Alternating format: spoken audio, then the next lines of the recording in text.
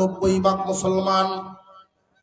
এর মধ্যে নামাজি কয় ভাগ মুসলমান পাওয়া যায়? এমন কোন গ্রাম নাই যেই গ্রামে মসজিদ নেই। এবং আগের দিনের মসজিদগুলো থেকে এখনকার মসজিদগুলো কি অনুন্নত না উন্নত? মুসলমানের গ্রামে মানুষ থাকে 1000, কিন্তু ফজরের সময় মুসল্লি হয় 3 জন। ঠিক না বেটি? কোন গ্রামে এমনও হয় ইমাম আর মুয়াজ্জিন। আফসোস, কারণটা কি? 5 ওয়াক্ত নামাজ প্রত্যেক বালেগ নরনারীর উপরে ফরজ করেছেন কে? আরো জোরে কোন। মানুষের আগ্রহ নামাজের প্রতি আসে না কেন? নামাজ কেন পড়ে না? 5 ওয়াক্ত নামাজ মানুষ পড়ে না, তার কারণ কি? কি ঢুকলো মানুষের ভিতরে?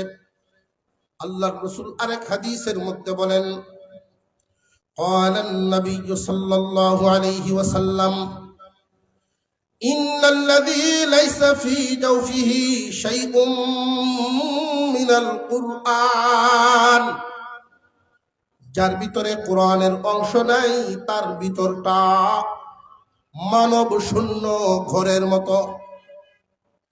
আল্লাহর নবী বলেন, যার ভিতরে কোরআনের নূর নাই তার ভিতরটা মানব শূন্য ঘরের মতো। ঘর আছে ঠিক, মানুষ থাকে না। এমন একটা ঘরে যদি 20 বছর পরে ঢুকেন, যেমন রেখেছিলেন এমনই থাকবে না, কিছু হইলেও পরিবর্তন। বহু ধরনের প্রাণীদের বসবাস শুরু হয়। ঠিক তেমনি যার ভিতরে কোরআনের নূর থাকে না, শয়তান একবার এক এক সূরত নিয়ে তার মধ্যে বসবাস শুরু করে। মুসলমান জেনে রাখবেন, কুরআনুল কারীম ঈমানের পথের শক্তিশালী আলো। কোরআনের নূর ছাড়া জান্নাতের পথ মিলবে না। উন্নত করতে পারবেন সন্তানকে, কিন্তু আলোকিত করতে পারবেন না। আমাদের যেই বুঝ, মুসলমান বেশিরভাগ মানুষ নামাজ না পড়ার যতটা কারণ, এর মধ্যে সবচাইতে বড় কারণ হলো নামাজ না জানা। আমাদের এই দেশে 92 থেকে 95 ভাগ মুসলমান নামাজ না পড়ার কারণ যতটা আছে, এর মধ্যে উল্লেখযোগ্য কারণ হলো বালেগ হইছে মুসলমান, নামাজ পড়ে না কেন? প্রত্যেকটা জায়গায় জায়গায় মসজিদ সুন্দর আছে, সব ব্যবস্থাপনা করা আছে, এরপরেও নামাজই হয় না কেন? যে নামাজ জানে না, এই জন্য পড়ে না। জেনে রাখবেন, মানুষের একটা আদত অভ্যাস, যে যেটা জানে জানায় তারে টানে। আমরা মুসলমান একটা কথা ভুলে গেছি, শয়তানের কোন দুখায় পড়ে আছি।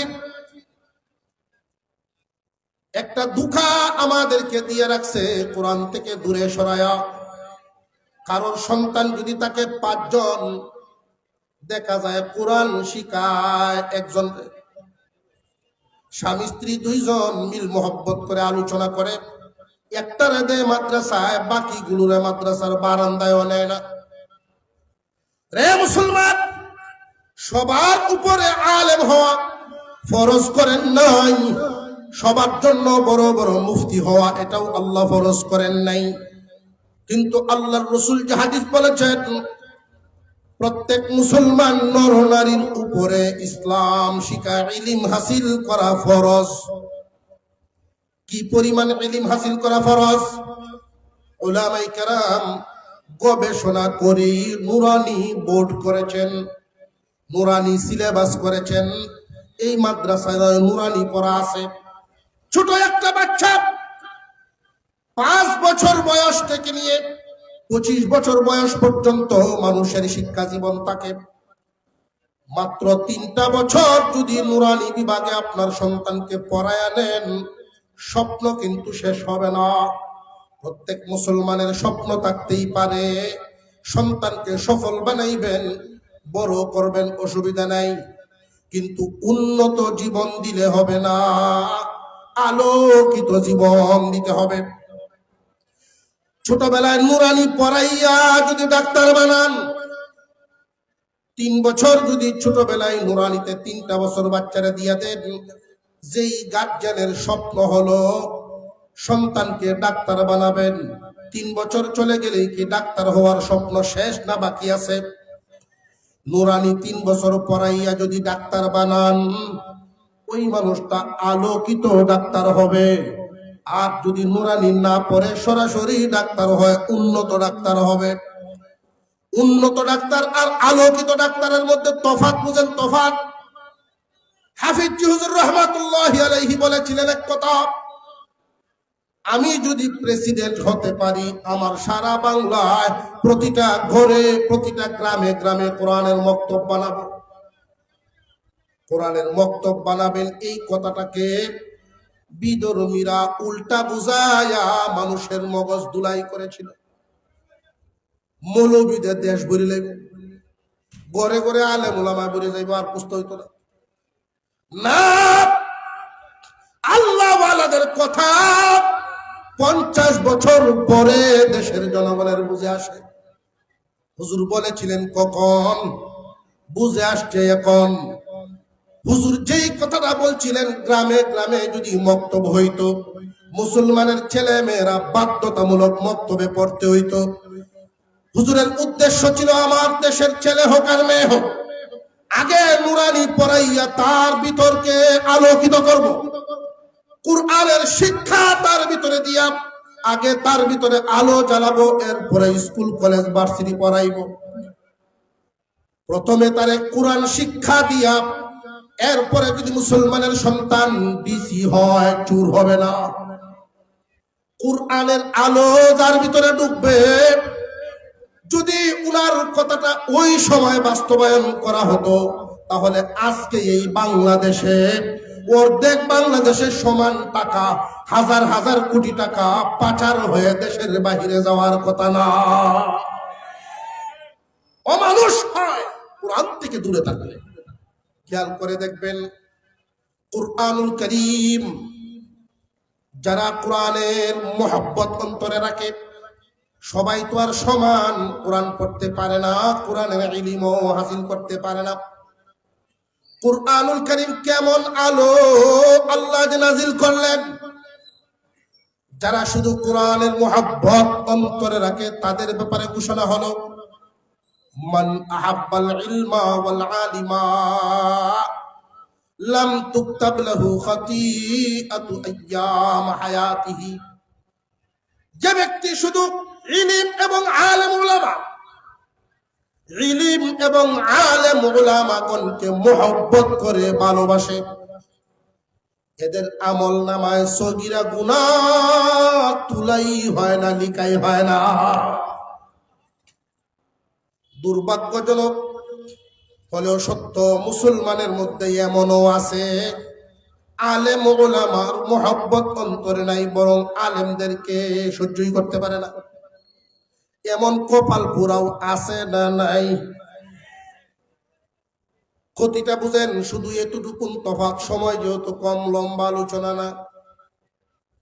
ইলম এখানে শিক্ষা দেওয়া হয়, ইলম এবং যারা অর্জন করেন আলেম উলামা, ইলম এবং আলেমদের মহব্বত যাদের অন্তরে থাকে, 1 নাম্বার পুরস্কার, তার আমল নামায় সগীরা গুনাহ তুলাই হয় না। সুবহানাল্লাহ, কি হুন্ডে লাগবে। 2 নাম্বার লাভ, আলেমদেরকে মহব্বত করলে দ্বিতীয় লাভটা বুঝে নেন, তার বংশধারার মধ্যে আল্লাহ এই নিয়ামত দিবেন। আশরাফ আলী থানভী রহমাতুল্লাহি আলাইহির দরবারে ওনার একজন গ্রাম এলাকার মূর্খ মুরিদ গিয়া হাজির, হুজুর দোয়া করিয়া দেন, আমার বড় আশা আমি আলেমের বাপ হইতাম, আমার বড় আশা একজন আলেমের পিতা হইতাম, কিয়ামতের দিন যেন নূরের টুপি আল্লাহ আমার মাথায় দেন। তানভী সাহেব রহমতুল্লাহি আলাইহি বলেন, সত্যি কি তোমার মন কান্দে আলেমের আব্বা হইতা? জি হুজুর। তাহলে তোমার একটা আমল দেই, মন লাগাইয়া ওই আমল করবা। উনি মনে করছে হয়তো দৈনিক 100 রাকাত নামাজ দিব, না জানি কোন আমল দেয়।